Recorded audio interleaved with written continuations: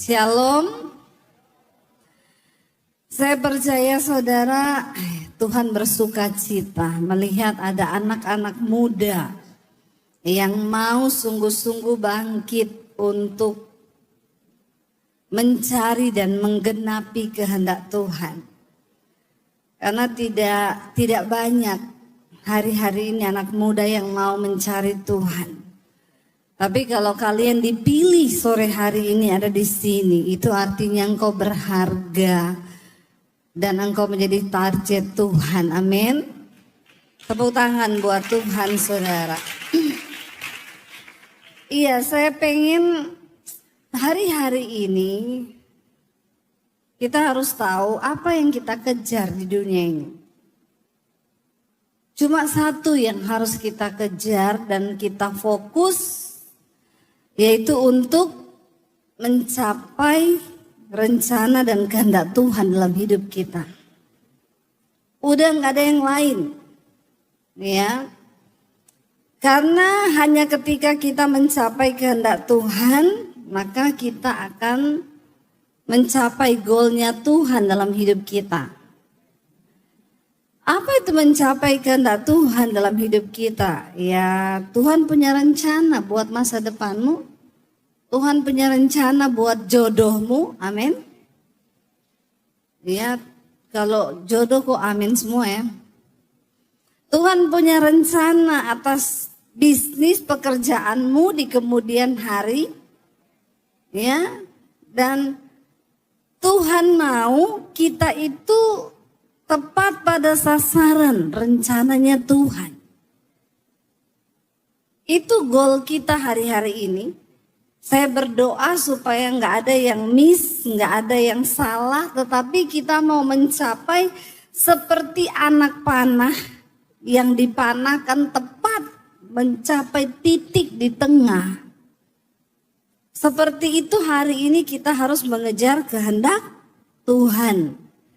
Kita baca dulu firman-Nya Efesus 5 ayat 17. Tadi saya sedikit sampaikan juga kepada anak teen ayat ini, tapi kita hanya ambil yang bagian 17. Efesus 5 ayat 17 berkata, baca bersama. Sebab itu janganlah kamu bodoh, tetapi usahakanlah supaya kamu mengerti kehendak Tuhan. Dengan kata lain, siapa orang yang bodoh di hadapan Tuhan itu? Bukan orang yang nggak kuliah tinggi. Orang bodoh di hadapan Tuhan bukan orang yang nggak sekolah tinggi. Orang yang bodoh di hadapan Tuhan adalah orang yang tidak mengerti kehendak Tuhan. Bilang kanan kirimu, orang bodoh itu, bilang orang yang nggak ngerti kehendak Tuhan. Ya. Ngomongnya serius ya, orang bodoh itu orang yang tidak ngerti kehendak Tuhan. Amin. Jadi sepintar apapun kamu, sehebat apapun kamu, sekolah tinggi, S1, S2, S21, S23 udah kayak Samsung. Kalau kamu gak ngerti kehendak Tuhan atas hidupmu, maka di mata Tuhan kita ini bodoh. Ya, mau dia profesor, mau dia punya jabatan hebat, kalau nggak ngerti kehendak Tuhan, di mata Tuhan dia orang yang bodoh. Makanya yang cewek-cewek di sini cari jodoh yang ngerti kehendak Tuhan, amin. Cowok nggak ngerti kehendak Tuhan, goblok. Oh, jangan pacaran sama orang goblok, amin. Ya.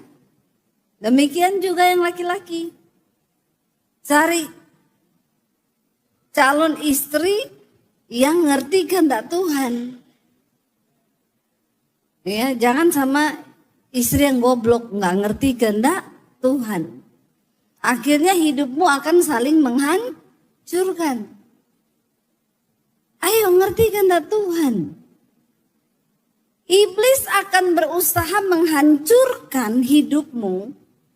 Tapi sebenarnya yang iblis mau hancurkan apakah dirimu? No, kehendak Tuhan yang ada dalam hidupmu. Rencana Tuhan yang ada dalam hidupmu. Kita harus berusaha mencapai itu. Saya dulu nggak ngerti kehendak Tuhan, rencana Tuhan atas hidup saya. Saya hanya melakukan dosa yang pada akhirnya saya pengen mati bunuh diri. Karena saya tidak ngerti kehendak dan rencana Tuhan. Ya, sekarang saya menemukan rencana dan kehendak Tuhan itu. Ternyata Tuhan mau pakai saya. Ya, wow, puji Tuhan kalau hari ini khotbah-khotbah saya bisa memberkati bukan hanya di Indonesia, bahkan sampai ke bangsa-bangsa. Ya, siapa Debbie Basir? Orang yang dulu mau bunuh diri. Karena merasa hidupnya gagal, hidupnya hancur. Karena tidak mengerti rencana Tuhan. Jangan kamu bodoh, tapi usahakan supaya kamu mengerti kehendak Tuhan. Ternyata untuk bisa mengerti kehendak Tuhan, ada kata di sana, usahakanlah. Gak cukup dengan kamu cuma jadi Kristen yang tiap minggu ke gereja. Gak cukup cuma jadi Kristen yang ikut ibadah youth aja. Gak cukup cuma jadi Kristen yang pelayanan. Yang melayani dengar baik-baik. Kamu tidak lebih hebat daripada yang tidak melayani. Mana pemain musik, singer, worship leader, duduk dengar firman Tuhan. Karena kamu gak lebih hebat daripada yang ada di sini. Kita menjadi hebat waktu kita tahu kehendak Tuhan atas hidup kita. Ya, makanya saya tadi bilang kalau masih umur belasan, di bawah 20, jangan pacaran dulu. Amin. Ya, karena kamu belum tahu tujuan hidupmu apa, kau belum tahu, bahkan jati diri aja belum punya. Bagaimana bisa kau pacaran dengan jati diri yang belum ada, yang belum punya tujuan? Berapa banyak yang udah pacaran di sini, angkat tangan? Yang udah punya pacar? Ya, semoga kau tidak tersesat. Yang pacarnya tidak seiman, ada? Nanti tolong masuk ke ruang pendeta di dalam. Saya baptis, saya rendam 15 menit. Jadi buka mata langsung di rumah Bapa di sorga toh. Jangan pacaran dulu, kenapa? Sangat riskan, berbahaya. Kau belum ngerti. Bahkan tujuan hidupmu aja kau belum tahu. Jati dirimu aja belum terbentuk, kau belum tahu jati dirimu. Bagaimana mungkin engkau membangun hubungan yang kau sendiri nggak tahu? Amin apa amin? Tujuan orang pacaran itu untuk apa? Yang sudah pacaran tadi angkat tangan. Siapa? Coba boleh dijawab nggak? Tujuan pacaran itu apa? Ada yang bisa jawab? Dapat sepeda loh di bawah. Ada yang bisa jawab tujuan pacaran itu apa? Ayo, angkat tangan terus jawab ya. Tujuan orang berpacaran itu apa? Yang belum pacaran juga nggak apa-apa, jawab aja. Ini penting loh, bayangkan tujuan pacaran aja nggak tahu. Terus kenapa kau pacaran? Nah ini banyak anak-anak Kristen yang bodoh. Ya bodoh, nggak tahu tujuannya apa tapi ngapain lu pacaran?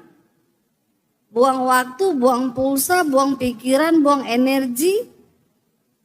Siapa yang bisa jawab coba? Tujuan dari pacaran apa? Ada? Ayo. Jangan takut salah. Kalau saya salah, saya nggak hukum, nggak ada yang hukum. Satu orang aja, saya cuma butuh satu jawaban aja. Ayo dong, anak muda tuh harus berani berpendapat. Ada yang bisa jawab tujuan pacaran tuh apa? Perlu bikin seminar ini. Apa tujuan pacaran? Nikah. Tujuan pacaran tuh nikah. Jadi kalau sudah punya pacar udah pasti itu dinikahi. Oh, belum. Terus ngapain pacaran? Apalagi kalau sudah pegang-pegangan ya yang di belakang. Apa tujuan pacaran?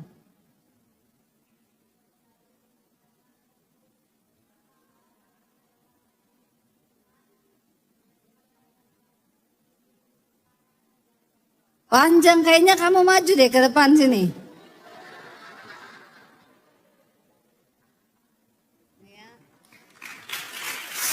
Ada mic nggak? Kasih dia mic.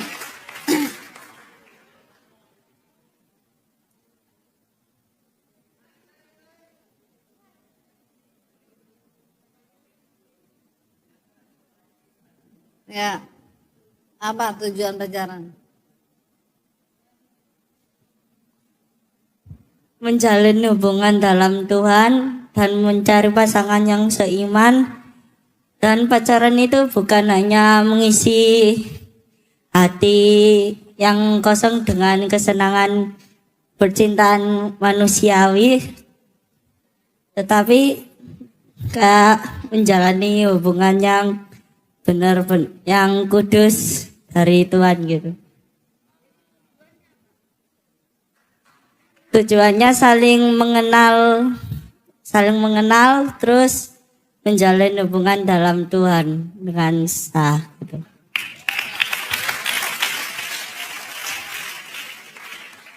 Rohani sekali jawabanmu.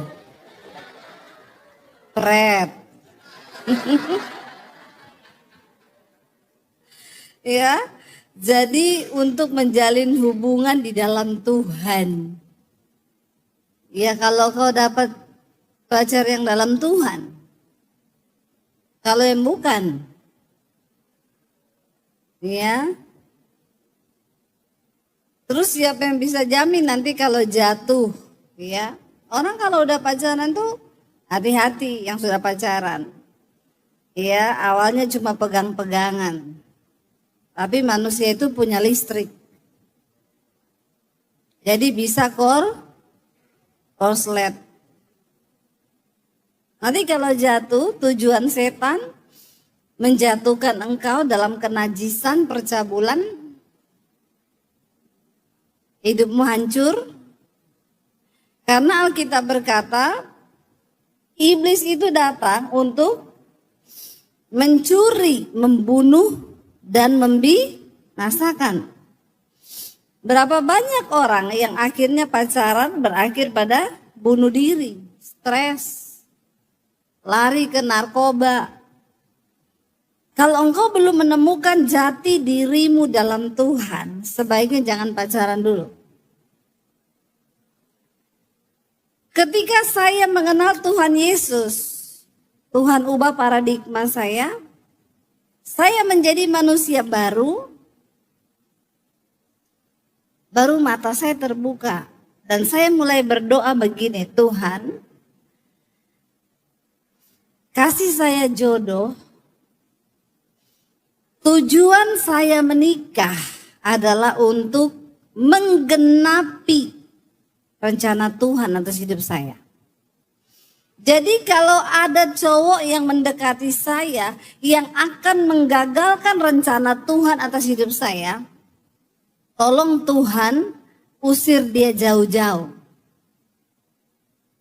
Kalau engkau sudah punya pandangan yang seperti ini, ya saya yakin saudara, tidak akan ada pernikahan Kristen yang gagal di tengah jalan bercerai. Ya, karena sekarang itu kalau kau nggak ngerti rencana Tuhan, kau jadi Kristen ngangong-ngangong. Ngerti nggak Kristen ngangong-ngangong? Ditanya, kamu tahu nggak kehendak Tuhan apa? nggak tahu. Nggak ngerti. Ditanyakan tak Tuhan, kamu menikah buat apa? Ya masa jomblo? Ya menikah. Harus ada tujuan Tuhan. Saya bilang Tuhan, saya mau menikah untuk menggenapi rencana Tuhan.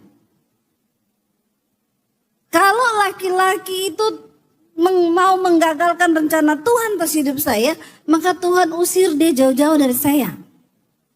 Lebih baik saya tidak menikah daripada saya ketemu orang yang akan menghancurkan rencana Tuhan atas hidup saya. Se-ekstrim itu dulu ketika saya sudah kenal Yesus. Bagaimana kita bisa mengerti kehendak Tuhan? Coba kita buka Efesus pasal yang keempat. Kita baca ayat yang ke-17. Kalau lihat judul perikopnya di sana, Efesus 4 ayat 17. Judul perikopnya apa? Manusia baru. Kita semua perlu diciptakan kembali menjadi manusia baru. Karena kita dilahirkan oleh produk dosa. Semua manusia telah jatuh ke dalam dosa dan kehilangan kemuliaan Allah. Kita perlu diciptakan kembali menjadi manusia baru. Kayak sampah itu didaur ulang. Bagaimana kita bisa mengalami manusia baru? Baca ayat 17, sebab itu kukatakan dan kutegaskan ini kepadamu di dalam Tuhan. Baca sama-sama. Jangan hidup lagi sama seperti orang-orang yang tidak mengenal Allah dengan pikirannya yang sia-sia. Semua dimulai dari mindset, cara kita berpikir. Ya. Berubahlah oleh pikiranmu supaya engkau dapat membedakan mana kehendak Allah, apa yang baik, yang berkenan dan yang sempurna. Dimulai dari cara berpikir. Ayo coba pegang semua kepalanya. Bilang, Tuhan, ubah cara berpikirku dalam nama Yesus. Tiap hari perkatakan itu, saudara. Semua pikiran sia-sia aku buang dalam nama Yesus. Jangan hidup lagi sama seperti orang yang tidak mengenal Allah dengan pikirannya yang sia-sia. Sehari 24 jam, apa yang kau pikirkan? Berapa banyak waktu yang kau pikir untuk engkau menggenapi rencana Tuhan? Berapa banyak waktu yang kau pakai untuk sia-sia memikirkan hal-hal yang sia-sia?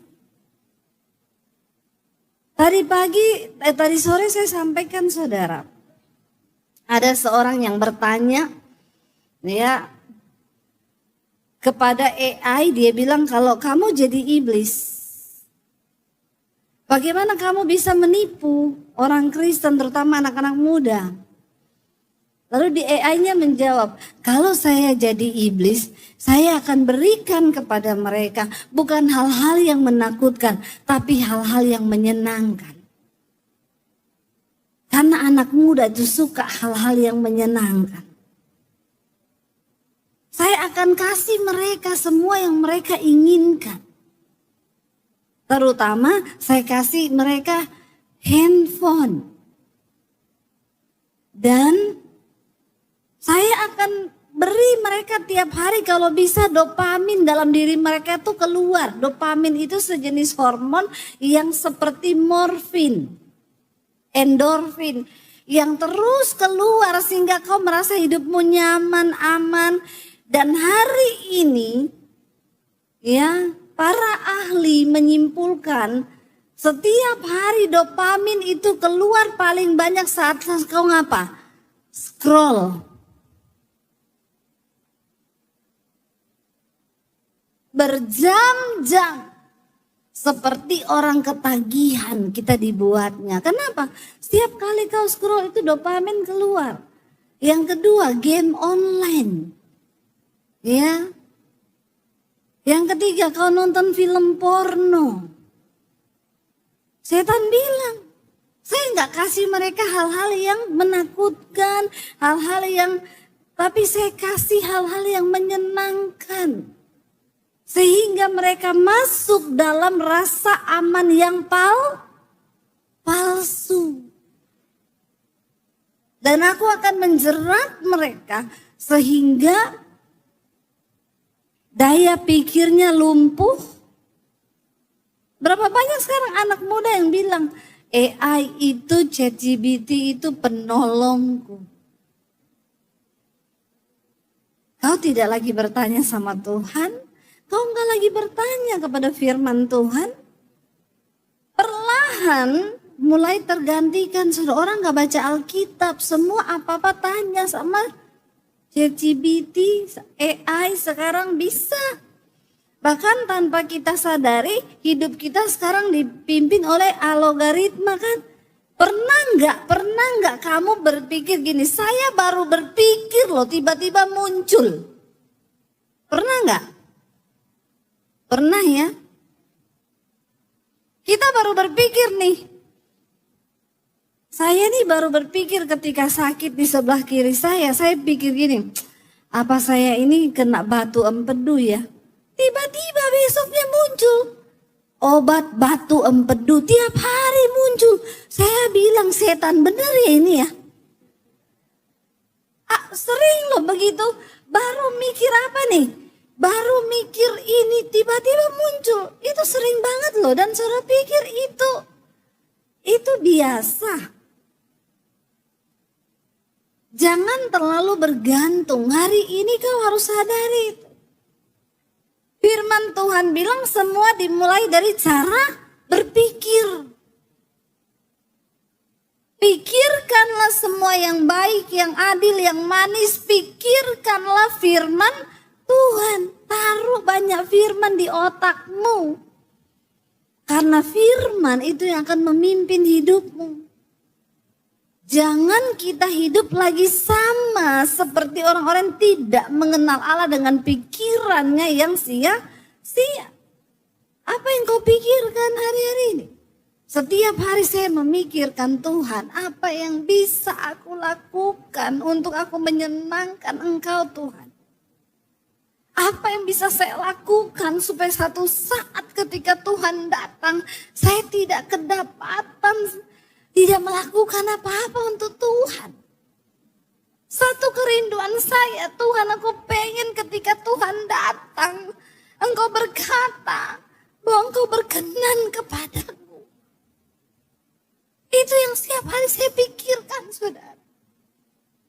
Saya selalu bertanya, Tuhan, apakah ketika Engkau datang, aku ini terpilih menjadi anak-anak yang kekasih, menjadi hamba yang setia, yang melakukan apa yang menjadi kehendak Tuhan.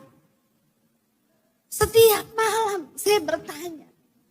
Setiap malam saya merenung, kalau hari ini kiamat, kalau malam ini Tuhan datang dan terjadi pengangkatan, apakah aku masuk di dalam orang-orang yang akan diakui oleh Tuhan bahwa aku layak? Itu loh yang selalu saya pikirkan, saudara.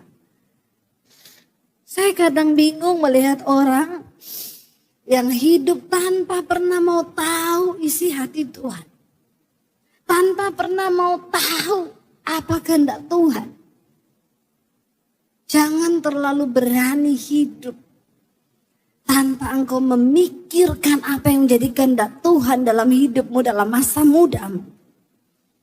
Karena sekali engkau terpeleset, saudara, ingat, iblis tidak memberikan engkau hal-hal yang menakutkan hari-hari ini. Tapi iblis kasih hal yang menyenangkan. Menyenangkan. Kenapa saya melarang kamu pacaran sebelum engkau tahu tujuan dari pernikahan? Supaya kau tidak jatuh. Banyak orang Kristen pacaran tidak kudus, akhirnya jatuh melakukan dosa. Hidup dalam kenajisan. Kalau engkau sudah hidup dalam kenajisan, hancur, engkau tidak mungkin bisa berpikir untuk melakukan kehendak Tuhan. Yang kau pikir tiap hari cuma seks, seks, dan seks. Kamu yang terikat dengan film porno, cepat tinggalkan. Jangan biarkan setan itu mempengaruhi pikiran dengan hal-hal yang najis. Pikiran yang sia-sia hari-hari ini. Bertobat saudara. Kau lihat tanda zaman kita ini benar-benar ada di penghujungnya akhir zaman. Gak main-main. Perang demi perang terjadi. Ya sesuatu yang besar di depan kita. Ayo, tidak ada pilihan lain selain hidup melakukan kehendak Tuhan. Ayat yang ke-18 berkata, baca bersama, dan pengertiannya yang gelap jauh dari hidup persekutuan dengan Allah karena kebodohan yang ada dalam hati mereka dan karena kedegilan, kekerasan hati mereka. Jangan mau dikuasai oleh kebodohan. Apa itu kebodohan? Kau tidak mengerti kebenaran, kau tidak mengerti firman Tuhan. Ayat 19, baca bersama. Perasaan mereka telah tumpul sehingga mereka menyerahkan diri kepada hawa nafsu dan mengerjakan dengan serakah segala macam kecemaran. Jangan melakukan itu semua. Karena kau tidak akan pernah bisa mengerti kehendak Tuhan kalau engkau hidup dalam hawa nafsu. Apa itu hawa nafsu? Nafsu itu baik, Tuhan ciptakan dalam diri manusia. Kalau nggak ada nafsu kita juga nggak bisa hidup. Ya, nafsu makan, ya itu baik. Tapi sehari makan 3 kali, itu normal. Kalau sehari makan 6 kali itu hawa nafsu. Bertobat, amin. Apa-apa mau dimakan, itu hawa nafsu. Karena sekarang banyak anak muda itu mati muda. Ya. Masih umur belasan udah cuci darah. Kenapa? Makanan gak bisa kuasai mulut. Semua dimakan, yang manis-manis dimakan, yang racun-racun dimakan, ya. Perhatikan apa yang kau makan. Banyak anak muda sekarang, ya, umur 21 tahun kena stroke. Kenapa? Kau gak bisa kelola hidupmu. Makannya rakus, tidurnya tengah malam, begadang. Yang tidur di atas jam 12 siapa di sini angkat tangan? Nah ini, ya. Kau sedang merusak tubuh, ya. Kita ini punya organ dalam badan kita ini Tuhan ciptakan itu bekerja ada jamnya. Liver itu buang racun jam 9 malam. Ya. Harus dalam keadaan tidur. Kalau enggak rusak livermu. Saya bilang, saya dulu waktu kecil belum ada handphone. Belum ada TV. Setelah saya SMA itu baru ada TV. Jadi masa muda kami dulu, masa anak-anak kami itu sehat bener. Ya jam 8 udah tidur. Udah gelap. Ya, jangankan mall, jangankan handphone, belum ada. Makanan pun belum ada yang racun-racun. Kenapa hari-hari ini banyak anak-anak muda mati muda? Karena ya gaya hidup. Karena kau tidak menyadari bahwa tubuhmu itu bait Allah. Dirusak dengan hawa nafsu, makan tidak terkontrol. Tidur itu nafsu Tuhan kasih. Tapi kalau engkau tidur yang normal itu kan 8 jam. Ya, kalau orang dikuasai hawa nafsu tidur terus. Ya, itu hawa nafsu. Seks itu juga nafsu Tuhan ciptakan. Baik supaya manusia bisa berkembang biak. Dan itu kudus buat suami istri. Tapi setan menipu hari-hari ini anak muda rata-rata jatuh dalam hawa nafsu seks. Ya, sehingga melakukan banyak cara. Bersinah, melakukan hal-hal yang tidak pantas. Bahkan laki-laki melakukan kemesuman dengan laki-laki. Saya berdoa di sini nggak ada boti-boti, amin. Jangan ada boti di antara kita. Ya, Tuhan menciptakan itu normal. Adam dan Hawa, bukan Adam dan Eben. Ya, jadi bertobat. Nggak ada lesbi. Sekarang banyak loh lesbi. Ya, perempuan sama perempuan. Dan lesbi zaman now itu bukan model-model kayak saya gini, rambut pendek, tomboy. Ternyata rambutnya panjang dan di kalangan mahasiswa. Di kalangan mahasiswa sekarang udah nyata-nyata pacaran cewek sama cewek. Ngeri dunia sekarang ini.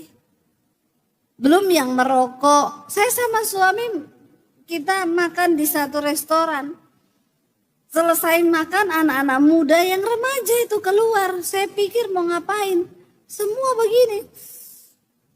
Nggak ada asapnya sih. Tapi semua merokok ternyata. Memang zaman ini sekarang saudara orang nggak peduli lagi. Yang saya kalau ada di antara kalian begitu-begitu, tobat ya sebelum kena murka Tuhan loh. Bertobat, tinggalkan semua dosa itu. Ya, dan dikatakan di sana ayat 20 apa? Tetapi kamu, ayat 20 baca bersama. Tetapi kamu bukan demikian. Kamu telah belajar mengenal Kristus. Kita enggak orang-orang seperti itu. Sebab kita sudah belajar untuk mengenal Tuhan Yesus. Mengenal kebenaran. Jadi kita bukan termasuk orang-orang yang melakukan hal-hal yang seperti itu. Lalu dikatakan ayat 21, karena kamu telah mendengar tentang Dia dan menerima pengajaran di dalam Dia menurut kebenaran yang nyata dalam Yesus. Karena kalian telah menerima Kristus dan setiap hari Minggu di gereja, setiap yud kamu mendengar pengajaran tentang firman Tuhan. Jangan biarkan pengajaran itu berlalu begitu saja, tapi biarkan firman Tuhan itu mengubah hidup kita. Saya bicara begini bukan saya tidak mengalami dosa apa, saya sudah coba semua dosa dulu. Jadi kalau kau baru mau belajar dosa, kasihan deh lu. Saya dulu sudah melewati semua dosa itu. Saya sudah coba semua sampai berakhir saya pengen mati bunuh diri. Tahun 95 saya pengen mati mengakhiri hidup saya. Karena ternyata dosa tidak membawa damai sejahtera. Dosa membuat saya akhirnya pengen mati. Kau pikir setelah kau dibujuk iblis melakukan dosa dan itu hanya begitu saja? No. Setan akan berusaha menguasai engkau dan membujuk. Dia datang untuk mencuri, membunuh dan membinasakan. Jangan main-main. Sekali kau masuk dalam jeratnya, kau gak akan pernah bisa keluar kalau bukan karena kasih karunia Tuhan. Datang berserah di kaki Tuhan. Saya ngomong begini karena saya pun pernah mengalami dan ayat ini benar banget. Setelah saya menerima Tuhan Yesus, saya mendengar tentang Dia, menerima pengajaran di dalam Dia. Yaitu kamu ayat 22 berhubung dengan kehidupan kamu yang dahulu harus menanggalkan manusia lama supaya kau dilahirkan kembali. Yang menemui kebinasaannya oleh apa? Nafsunya yang menyesatkan. Supaya engkau bisa menerima dan mengerti kehendak Tuhan. Ayo berubah. Ya berubah selama masih ada waktu. Ayat 23 baca supaya apa? supaya kamu dibaharui di dalam roh dan pikiranmu. Dimulai dari dalam roh. Datang di kaki Tuhan, bilang Tuhan ini hidupku, ubah aku Tuhan. Karena perubahan itu gak akan pernah terjadi kalau engkau tidak datang duduk di kaki Tuhan dan memberikan hidupmu kepada Tuhan. Perubahan itu baru akan terjadi ketika engkau datang dan menyerahkan hidupmu di kaki Tuhan. Datang sama Dia. Datang sama Tuhan, tutup pintu kamarmu, masuk di kamarmu, doa, Tuhan ini hidupku Tuhan. Ubahkan aku Tuhan. Dan dikatakan di sana, supaya engkau dibaharui dalam roh dan pikiranmu dan apa? 24. Dan mengenakan manusia baru yang telah diciptakan menurut kehendak Allah di dalam kebenaran dan kekudusan yang sesungguhnya. Kita ini perlu disetting ulang. Otak kita, pikiran kita, ya perlu disetting ulang saudara. Kita perlu diisi oleh kebenaran firman Tuhan. Barulah hidup kita ini mulai pada babak yang baru. Kita tidak hidup menuju kepada kebinasaan. Tapi kita hidup menuju kepada kehendak dan rencana Tuhan. Tuhan mau pakai hidupmu berdampak bagi banyak orang. Kalau saya tidak membuka hati menerima Tuhan Yesus saat itu, hari ini Debbie Basir itu udah mati karena bunuh diri. Hidup saya cuma menjadi catatan sampah. Tapi karena malam itu saya datang, saya bahkan belum kenal Tuhan Yesus. Saya berdoa di kamar berkata begini, Tuhan, aku tahu ada Tuhan yang menciptakan aku. Tapi aku tidak tahu siapa Dia. Tapi saya percaya Tuhan yang menciptakan saya itu ada dan engkau hidup. Karena itu malam ini Tuhan tunjukkan dirimu kepada saya. Supaya saya mengerti apa rencanamu menciptakan saya di dunia. Itu doa saya ketika malam saya mau bunuh diri. Saya bilang Tuhan sebelum saya bunuh diri, siapapun engkau, saya gak peduli dengan agama lagi. Tapi saya pengen ketemu Tuhan yang menciptakan saya ke dunia. Kenapa kau kurang kerjaan ciptakan saya Tuhan? Cuma untuk saya bikin dosa, lalu kalau saya mati bunuh diri saya pasti masuk neraka. Nah sebelum saya mati bunuh diri, saya pengen kau tunjukkan dirimu sama saya.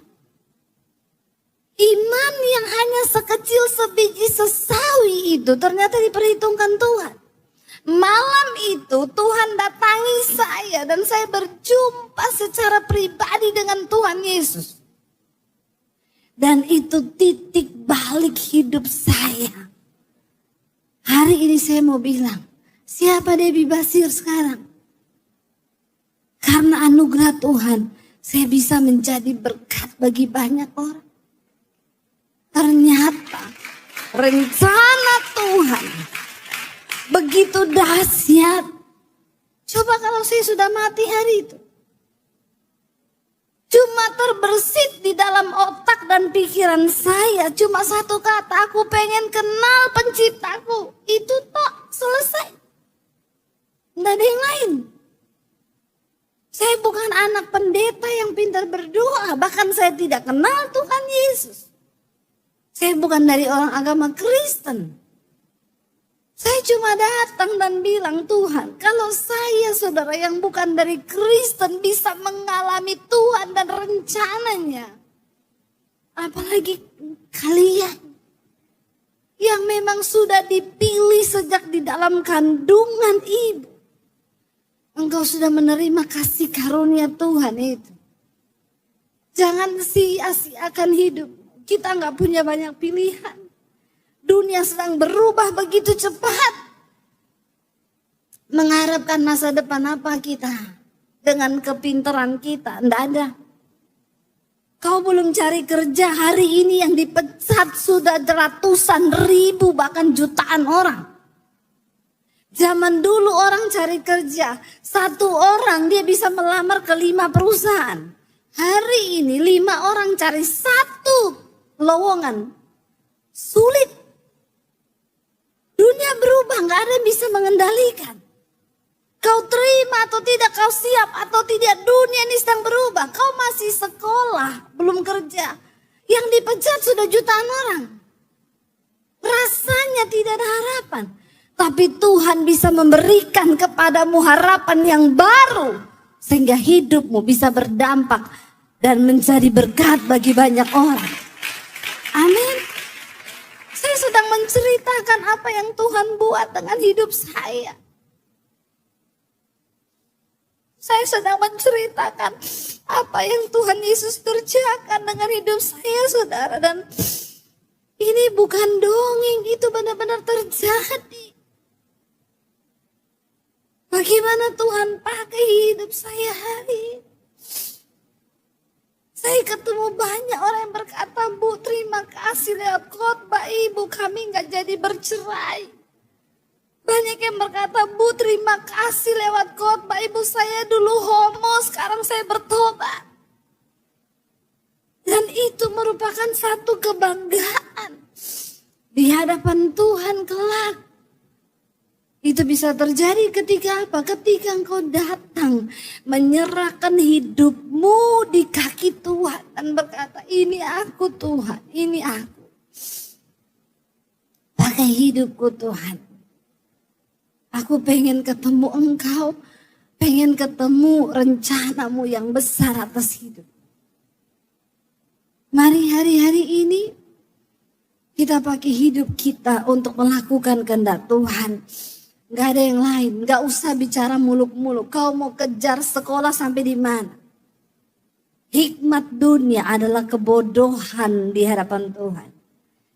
Sekolah yang tinggi, belajar yang rajin, tetapi yang terutama kejar kehendak Tuhan atas hidupmu. Amin.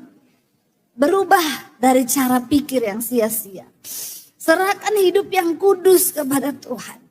Berdoa dan katakan, Tuhan ini hidupku, duduk di kaki Tuhan. Itu bisa terjadi cuma waktu apa? Waktu kau datang sama Tuhan.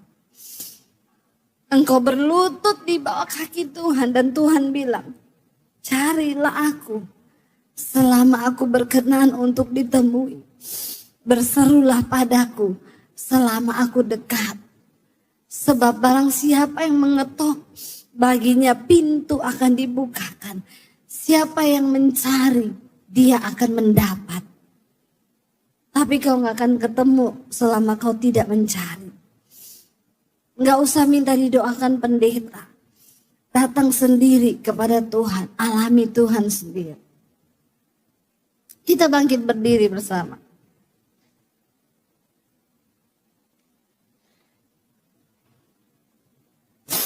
Ini hidup kami Tuhan.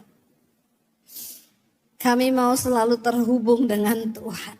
Karena ketika kami terhubung dengan Tuhan, kami klik dengan Tuhan, kami akan melihat rencana Tuhan tergenapi atas hidup kami.